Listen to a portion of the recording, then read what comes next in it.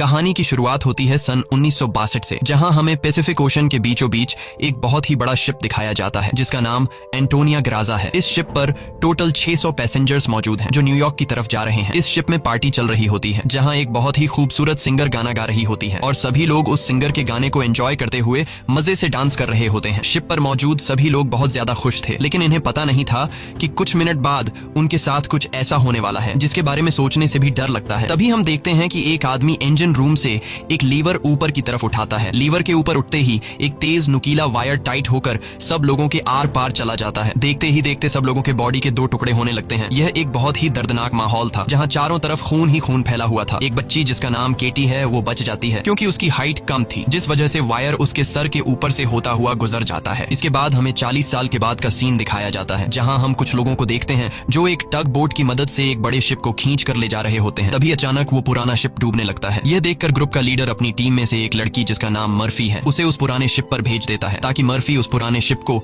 जिस वायर से बांध कर ले जाया जा रहा था उसे आजाद कर दे, वरना अगर यह पुराना शिप डूब गया तो उसके साथ साथ इनकी ये टग बोट भी डूब जाएगी। मर्फी जब उस पुराने शिप पर पहुंचती है तो उसे पता चलता है कि पुराने शिप के निचले हिस्से में दरार पड़ चुकी है, जिस वजह से शिप में तेजी से पानी भरता जा रहा है और अगले 5 मिनट में यह शिप पानी में डूब जाएगा। मर्फी ये बात अपनी टीम के लीडर को बताती है। ये सुनकर टीम का लीडर मर्फी को ऑर्डर देता है कि जिस वायर से हम इस शिप को खींच रहे हैं उस वायर को आजाद कर दो और फौरन वहां से निकलकर हमारे पास टग बोट पर पहुंचो क्योंकि हम इस पुराने शिप को छोड़कर जाने वाले हैं। तभी टीम के 2 और साथी भी मर्फी के पास पहुंच जाते हैं और वो भी मर्फी को बाहर निकलकर शिप को छोड़ने के लिए कहते हैं, लेकिन इस शिप को ढूंढने में उन्हें 3 महीने लगे थे, जिस वजह से मर्फी इतनी आसानी से इस शिप को छोड़कर नहीं जाने वाली थी। वो शिप को बचाने के लिए नीचे पानी में कूद जाती है, जिसे देखकर ऊपर बैठे 2 साथी भी औजार लेकर मर्फी के पीछे कूद जाते हैं। ये तीनों जैसे तैसे करके शिप को डूबने से पहले ही उसकी दरार पर वेल्ड करके शिप को डूबने से बचा लेते हैं और इस शिप को यह लोग मार्केट में बेचकर बहुत सारा पैसा बना लेते हैं और यह पैसा टीम का लीडर सभी लोगों में बराबर बराबर बांट देता है। यहीं जैक नाम का एक आदमी इन लोगों पर काफी देर से नजर रखे हुए था और इन सब की बातें सुन रहा था। उसे पता चल जाता है कि यह लोग समुद्र में जो शिप गायब हो जाते हैं ये लोग उन शिप्स को ढूंढ निकाल कर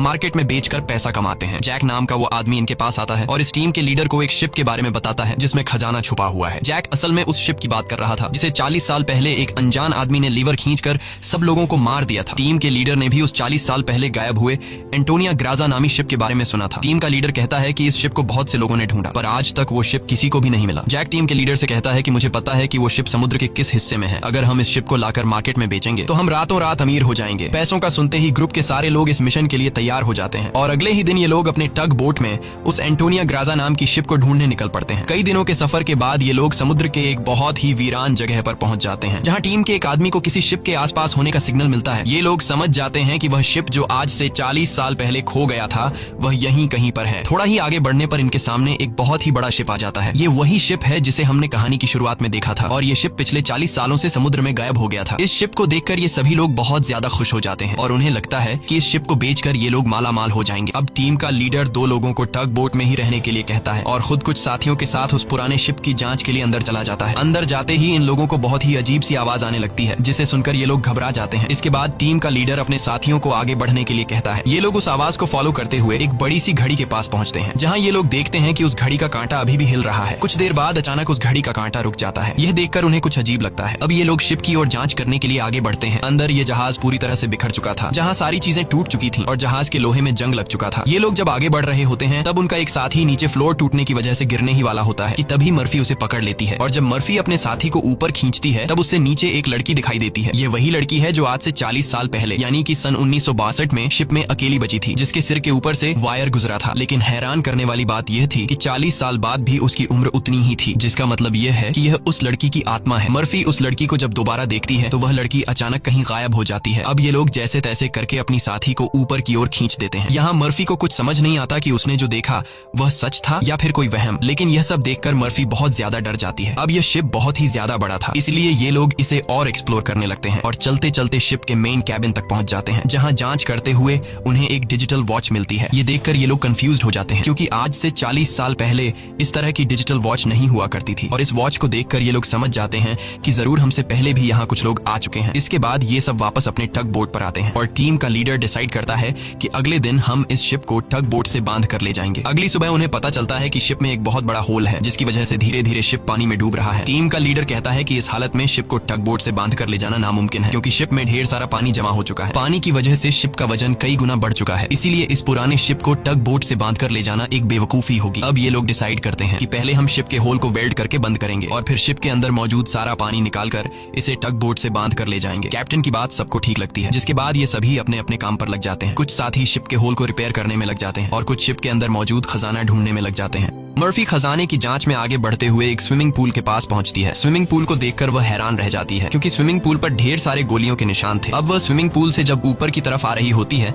तभी एक बार फिर से वह लड़की मर्फी के सामने आ जाती है, जिसे देखकर डर के मारे मर्फी वापस नीचे पूल में गिर जाती है। उसका सर तेजी से स्विमिंग पूल के फ्लोर से टकराता है और खून निकलना शुरू हो जाता है, पर स्विमिंग पूल उसके खून को अब्सॉर्ब कर लेता है। मर्फी एक बार फिर से जब ऊपर देखती है तो वो लड़की वहाँ नहीं थी और अब वहाँ पर जैक होता है। जैक मर्फी को स्विमिंग पूल से बाहर निकालने में मदद करता है। बाहर निकलते ही मर्फी जैक से कहती है कि मैंने अभी अभी यहाँ पर एक लड़की देखी है, लेकिन पता नहीं वह अचानक कहाँ गायब हो गई। जैक मर्फी से कहता है कि यह तुम्हारा वहम होगा, यहाँ पर कुछ भी ऐसा नहीं है। इसके बाद ये दोनों आगे बढ़ते हैं और इन दोनों के यहाँ से जाने के बाद स्विमिंग पूल पूरी तरह से खून से भर जाता है। दूसरी तरफ टीम के लीडर को उस पुराने शिप के कैप्टन का रूम मिल जाता है। टीम का लीडर जब रूम के अंदर जाता है तो रूम काफी बुरी हालत में था। रिसर्च करने पर टीम के लीडर को वहाँ पर कुछ भी खास नहीं मिला। जब टीम के लीडर की नजर सामने टेबल पर पड़ती है तो वह देखता है कि टेबल पर एक शराब की बोतल और ग्लास में किसी ने पैक बनाकर रखा है। यह सब देखकर ऐसा लग रहा था जैसे अभी अभी कोई शराब पीकर चला गया हो। टीम का लीडर जैसे ही इस ग्लास को उठाकर पीने वाला होता है, तब उसकी नजर सामने लगे शीशे पर पड़ती है और शीशे में टीम के लीडर को इस पुराने शिप का कैप्टन दिखाई देता है। यह देखकर टीम का लीडर बहुत ज्यादा डर जाता है और उसके हाथ से शराब की ग्लास गिरकर टूट जाती है और टीम का लीडर डर के मारे वहां से निकल जाता है। इस शिप पर सभी के साथ अजीबोगरीब इंसिडेंट्स हो रहे थे। टीम का एक साथी जिसका नाम मार्क है, उसे इस शिप पर किसी लेडी सिंगर के गाने की आवाज सुनाई देने लगती है। वह उस आवाज को फॉलो करते हुए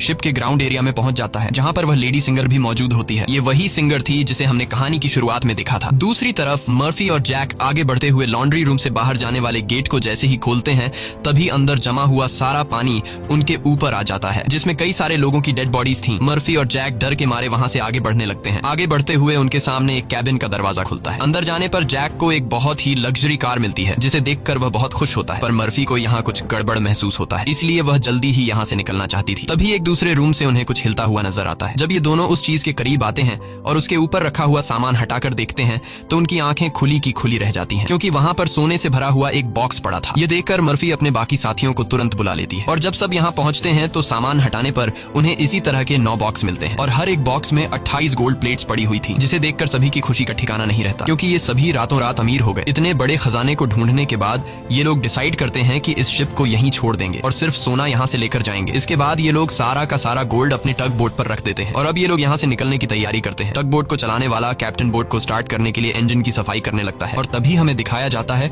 कि टग बोट में रखा गया सिलेंडर का वाल्व अपने आप चालू हो गया है, जिससे हवा में गैस फैलना शुरू हो जाता है। वही मर्फी एक बार फिर से उसी लड़की को देखती है जो उसकी तरफ तेजी से भागती हुई आ रही होती है, जैसे वह मर्फी को कोई बात बताना चाहती है, पर तभी उसे कोई पकड़कर नीचे धकेल देता है और जैसे ही टग बोट का कैप्टन इंजन को ऑन करता है, तभी सिलेंडर से निकली गैस की वजह से पूरे बोट में एक बहुत ही बड़ा ब्लास्ट होता है, जिसमें टग बोट का कैप्टन मारा जाता है। अब ये लोग समुद्र के बीचों बीच एक सुनसान शिप पर फंस चुके थे। ये सभी लोग बहुत ज्यादा परेशान होते हैं, क्योंकि उनके पास जो यहाँ से निकलने का टग बोट था वह पूरी तरह से तबाह हो चुका था। इनका एक साथी जिसका नाम मार्क है, वो अपनी गर्लफ्रेंड की फोटो देखकर बहुत ज्यादा परेशान हो जाता है, क्योंकि 2 हफ्ते बाद उनकी शादी होने वाली थी और अब उसे लगता है कि वह कभी भी यहाँ इस शिप से बचकर नहीं जा पाएगा। परेशानी में मार्क वहाँ रखी कई साल पुरानी शराब पीने लगता है। दूसरी तरफ मर्फी भी कंफ्यूज्ड होती है कि उसे बार बार वह लड़की क्यों दिखाई दे रही है, इसीलिए मर्फी उस लड़की के बारे में जानने की कोशिश करती है। वह शिप के डेटा में पैसेंजर्स के नाम चेक करती है, जिससे उसे पता चल जाता है कि जो लड़की उसे दिखाई दे रही है उसका नाम केटी है। रिसर्च करते हुए वह केटी के रूम तक पहुंच जाती है, जहाँ अलमारी का दरवाजा खोलते हुए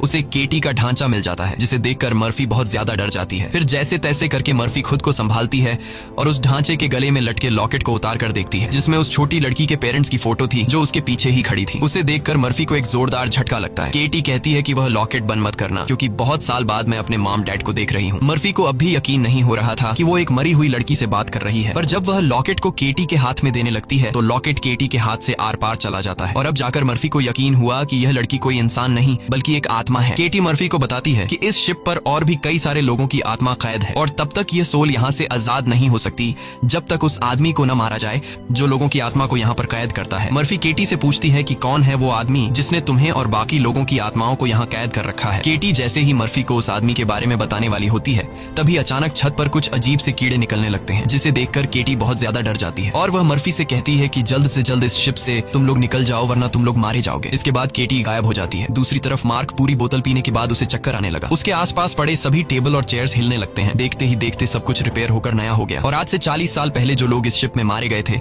वह दोबारा से मार्क के सामने जिंदा खड़े हो गए। मार्क बीच में खड़ा था जिसके चारों तरफ लोग उसके लिए तालियां बजाने लगे। शुरू में तो मार्क को भी कुछ अजीब लगता है, लेकिन फिर वह सोचता है कि यह सब शराब का कमाल है। अगले ही पल वह लेडी सिंगर मार्क के करीब आ गई और वह मार्क के साथ इंटीमेट होने लगी। लेडी सिंगर पूरी तरह से मार्क को अपने वश में करके अपने पीछे लगा देती है। मार्क भी बिना कुछ सोचे समझे उसके पीछे जाने लगा। बेवकूफ मार्क को पता ही नहीं चलता कि यह सिंगर उसे एक ट्रैप में फंसा रही है। वह लेडी सिंगर फ्लोर के किनारे पर खड़ी होकर मार्क को बुलाने लगती है। मार्क इस सिंगर को हासिल करने के चक्कर में फ्लोर से नीचे गिरकर मारा जाता है। वही हमें टीम के लीडर को दिखाया जाता है जो इस पुराने शिप के कैप्टन के रूम में बैठा होता है। तभी वह देखता है कि शराब की बोतल अपने आप ही सरकने लगी। कुछ देर बाद उसके सामने इसी शिप के कैप्टन की आत्मा आ जाती है। यह देखकर टीम का लीडर काफी ज्यादा घबरा जाता है। तब शिप का कैप्टन उसे ग्लास में शराब डालकर पीने के लिए देता है। साथ ही वह उसे फोटो देता है जिसमें एक शिप होता है जिसका नाम लोरली है। कैप्टन बताता है कि आज से कई साल पहले हमारे पास एक आदमी आया था जिसने हमें लोरली शिप के बारे में बताया। उसने कहा कि लोरेलाई शिप में बहुत ही बड़ा खजाना छुपा हुआ है। जब हमने लोरेलाई शिप को रेस्क्यू किया तब हमें सच में वो सारा खजाना मिला। कैप्टन टीम के लीडर को एक दूसरी फोटो दिखाते हुए कहता है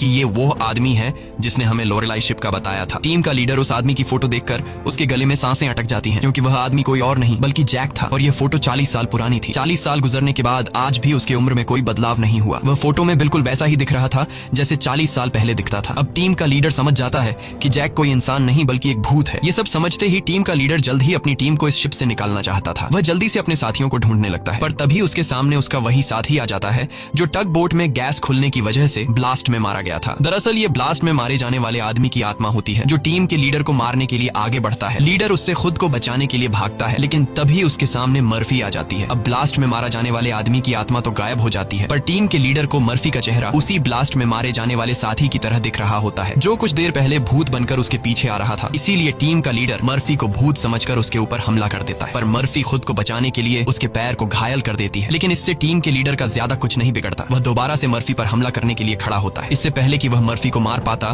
तभी पीछे से जैक आकर लीडर को लोहे के रॉड से सिर पर मारकर बेहोश कर देता है। जैक वही आदमी है जो इन सबको यहाँ लेकर आया था। पूरी टीम में सिर्फ टीम के लीडर को ही पता चल चुका था कि जैक कोई इंसान नहीं बल्कि एक डीमन है और जैक को भी समझ आ गया था कि टीम के लीडर को मेरी सारी सच्चाई मालूम हो गई है। इसलिए वह टीम के लीडर को अपने रास्ते से हटाने के लिए सबको उसके खिलाफ भड़काता है। वो कहता है कि अगर ये दोबारा होश में आ गया तो यह हम में से किसी को नुकसान पहुंचा सकता है। सबको जैक की बात ठीक लगती है इसलिए यह लोग अपने लीडर को एक टैंक में फेंक देते हैं। अब यहाँ से निकलने का कोई और रास्ता न मिलने पर यह लोग प्लान के मुताबिक शिप को रिपेयर करने के काम में लग जाते हैं। जल्द ही शिप में जिस सुरंग से पानी अंदर आ रहा था उस सुरंग को यह लोग वेल्ड कर देते हैं और पंप के जरिए जहाज के अंदर जमा हुआ पानी बाहर निकालने लगते हैं। मर्फी देखती है कि उनका एक साथी जिसका नाम मार्क है वो कहीं भी नहीं दिखाई दे रहा, इसलिए मर्फी उसे ढूंढने निकल पड़ती है। तभी उसके सामने उस लड़की की आत्मा एक बार फिर से आ जाती है जो उसे दिखाती है कि तुम जिस आदमी को ढूंढ रही हो वह मर चुका है। यह मार्क होता है जो लेडी सिंगर को पाने के चक्कर में मारा गया। और अब यह लड़की मर्फी के कंधे पर हाथ रखकर उसे 1962 की उस रात में ले जाती है जहां यह सारा इंसिडेंट हुआ था जब सबके सब शिप में मारे गए थे। उस रात शिप पर मौजूद सभी लोगों को